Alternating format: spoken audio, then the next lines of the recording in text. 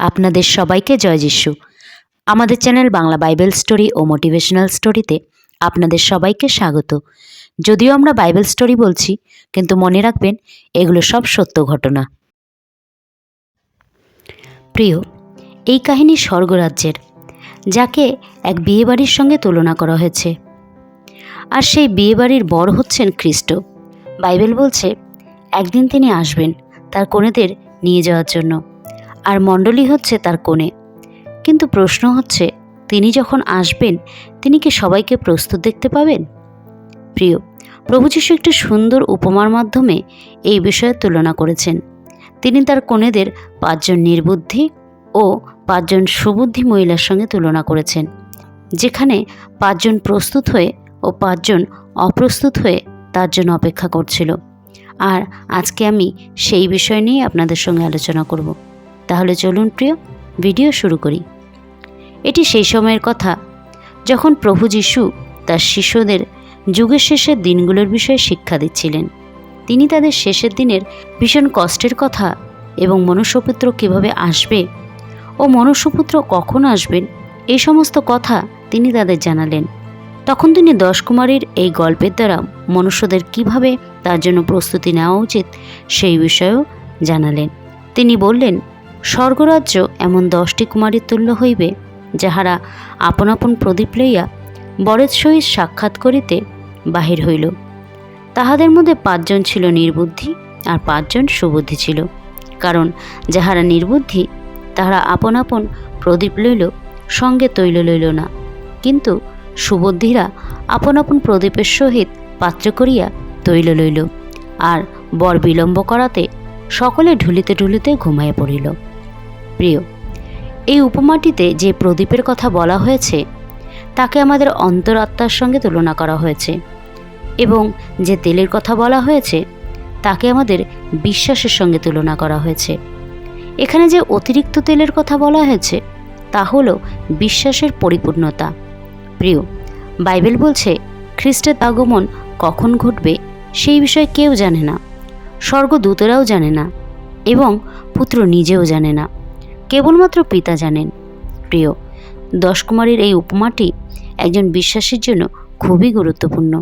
এটি শিক্ষা দেয় যেন বিশ্বাসীরা নিজ নিজ আত্মিক অবস্থার বিষয় নিয়ে সতর্ক থাকে, কারণ খ্রিস্ট অপ্রত্যাশিতভাবে যে কোনো মুহূর্তেই এসে উপস্থিত হতে পারেন। আরেকটি বিষয় প্রিয়, এখানে নির্বুদ্ধি এবং বুদ্ধিমান উভয়ে কিন্তু ঘুমিয়ে পড়েছিল। বরের আগমন পর্যন্ত বুদ্ধিমানেরাও কিন্তু অপেক্ষা করতে পারেনি, কিন্তু ধ্যান দেওয়ার বিষয় হলো তারা প্রস্তুতির সঙ্গে ছিল। প্রিয়, আজকে কি আমরা তার আগমনের জন্য প্রস্তুত? এরপর আমরা ধ্যান দিই। পরে মধ্যরাত্রে এই উচ্চরব হইল, দেখো বর, তাহার সহিত সাক্ষাৎ করিতে বাহির হও। তাহাতে সেই কুমারীরা সকলে উঠিল এবং আপন আপন প্রদীপ সাজাইল। আর নির্বুদ্ধিরা সুবুদ্ধিদিগকে বলিল, তোমাদের তৈল হইতে আমাদিগকে কিছু দাও, কেননা আমাদের প্রদীপ নিভিয়া যাইতেছে। কিন্তু সুবুদ্ধিরা উত্তর করিয়া কহিল, হয়তো তোমাদের ও আমাদের জন্য কুলাইবে না, তোমরা বরং বিক্রেতাদের নিকটে গিয়ে আপনাদের জন্য ক্রয় করো।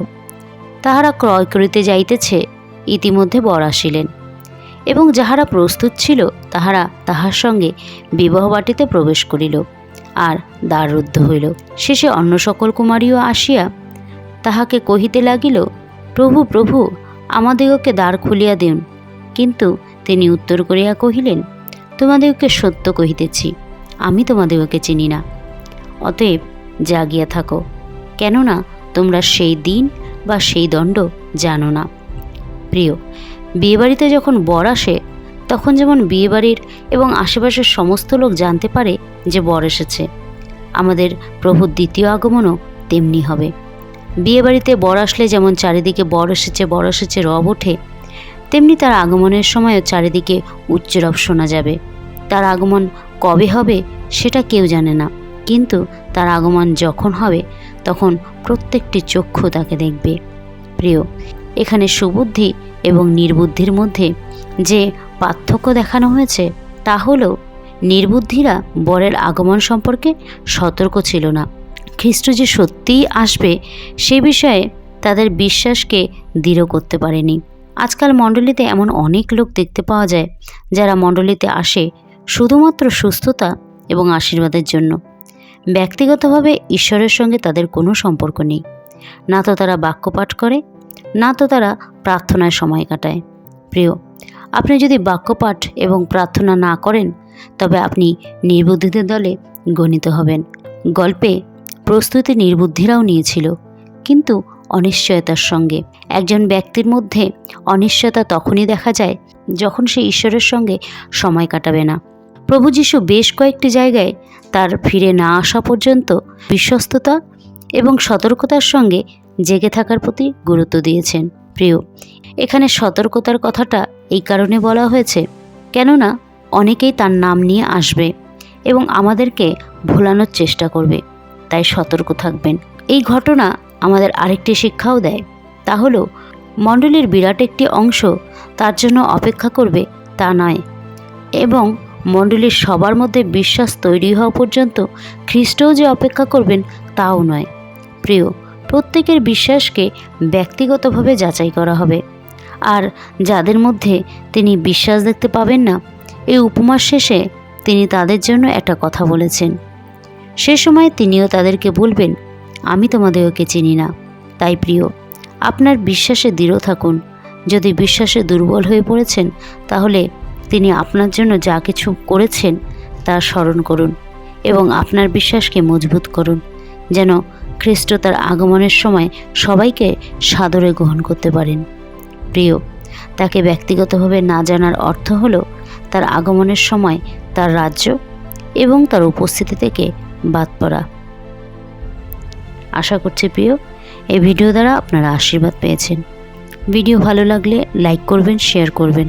পরবর্তী আরেকটা নতুন ভিডিও নিয়ে আপনাদের সঙ্গে কথা হবে। ততক্ষণের জন্য আপনাদের সবাইকে জয় যিশু।